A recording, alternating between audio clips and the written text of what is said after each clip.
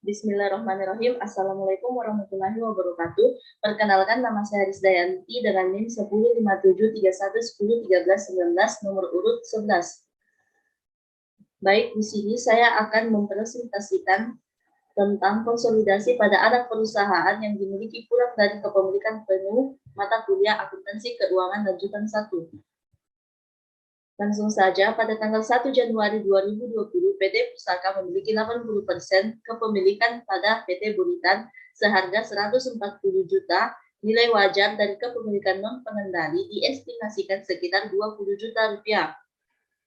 Baik, di sini keterangannya, kas PT Pusaka 70 juta, PT Buritan 40 juta, piutang 40 juta pada PT Pusaka, PT Buritan 15 juta, persediaan 25 juta, PT Buritan 30 juta, tanah 75 juta, PT Buritan 10 juta, bangunan dan peralatan PT Pusaka 100 juta, PT Buritan 35 juta, investasi pada PT Buritan yaitu 140 juta.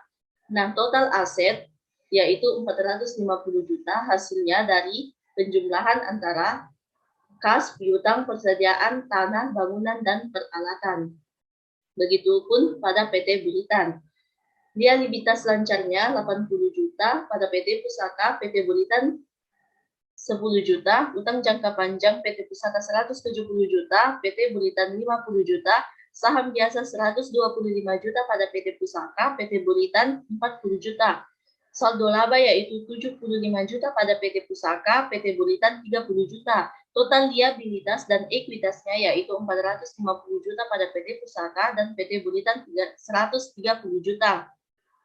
Total liabilitas dan ekuitas diperoleh dari penjumlahan antara liabilitas lancar, utang jangka panjang, saham biasa, dan saldo laba. Selanjutnya, yang ditanyakan adalah jurnal eliminasi dan kertas kerja laporan posisi keuangan konsolidasi. Langsung saja di sini nilai buku, nilai wajar, dan kenaikan. Pada persediaan nilai bukunya yaitu 30 juta, nilai wajar 45 juta, memperoleh kenaikan sejumlah 15 juta. Pada tanah nilai bukunya 10 juta, nilai wajar 20 juta, memperoleh kenaikan 10 juta. Bangunan dan peralatan nilai buku 35 juta, nilai wajar 60 juta, memperoleh kenaikan 25 juta. Ayat jurnal, total nilai wajar investasi yaitu 160 juta. Diperoleh dari penjumlahan antara 140 juta dijumlahkan dengan 20 juta. Nilai buku, saham biasanya yaitu 40 juta, saldo laba 30 juta pada debit, dan kepemilikan 80% 70 juta, selisih 90 juta pada kredit. Jurnal saat pembelian saham, investasi saham pada PT Buritan 140 juta pada debit, kas 140 juta pada kredit. Jurnal saat mengeliminasi investasi, saham biasanya 40 juta, saldo laba 30 juta, selisihnya 90 juta pada debit. Investasi pada saham PT Buritan 140 juta, kepentingan non-pengendali 20 juta pada kredit. Eliminasi pengalokasian selisih, persediaan 15 juta, tanah 10 juta, bangunan dan peralatan 25 juta pada debit. Goodwill-nya 40 juta pada debit, selisih 90 juta pada kredit. Goodwill didapatkan dari selisih dikurangi dengan jumlah dari persediaan tanah dan bangunan dan peralatan. Kertas kerja laporan posisi keuangan konsolidasi. Baik, di sini kita akan memindahkan akun-akunnya, yang akun-akun dari PT Pusaka dan PT Buritan dari yang pertama tadi. Setelah itu, kita akan membuatkan eliminasi debit kredit dan konsolidasinya. Di sini pada kas PT Pusaka 70 juta, PT Buritan 40 juta, nilai konsolidasinya yaitu 110 juta. Piutang dagang PT Pusaka 40 juta, PT Buritan 15 juta, nilai konsolidasinya 55 juta. Persediaan 25 juta pada PT Pusaka, PT Buritan 30 juta, Di akun eliminasi pada debit 15 juta, nilai konsolidasinya yaitu 70 juta. Tanah pada PT Pusaka 75 juta, PT Buritan 10 juta, pada akun debit 10 juta, nilai konsolidasi 95 juta.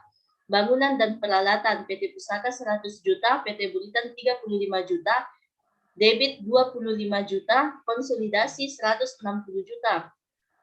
Investasi pada PT Buritan, PT Pusaka 140 juta, 140 juta juga ditempatkan di akun eliminasi pada kredit, yaitu 140 juta.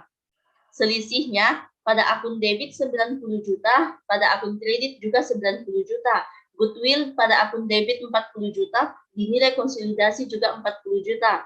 Total aset yaitu 450 juta pada PT Pusaka, 130 juta pada PT Buritan. Nilai konsolidasi yaitu 430 juta. 530 juta. Liabilitas lancar. Pada PT Pusaka 80 juta, PT Buritan 10 juta, nilai konsolidasi 90 juta. Utang jangka panjang pada PT Pusaka 170 juta, PT Buritan 50 juta, nilai konsolidasi 220 juta. Saham biasa PT Pusaka 125 juta, PT Buritan 40 juta, pada akun debit 40 juta, nilai konsolidasi yaitu 125 juta. Saldo laba 75 juta pada PT Pusaka, PT Buritan 30 juta, pada akun debit 30 juta, nilai konsolidasi yaitu 75 juta. Kepentingan non-pengendali pada akun kredit 20 juta, nilai konsolidasi yaitu 20 juta. Total ekuitas dan liabilitas yaitu 450 juta pada PT Pusaka, PT Buritan 130 juta. Nilai konsolidasinya yaitu 530 juta. Baik, itulah yang bisa saya presentasikan tentang konsolidasi pada anak perusahaan yang dimiliki kurang dari kepemilikan penuh. Sekian dan terima kasih. Assalamualaikum warahmatullahi wabarakatuh.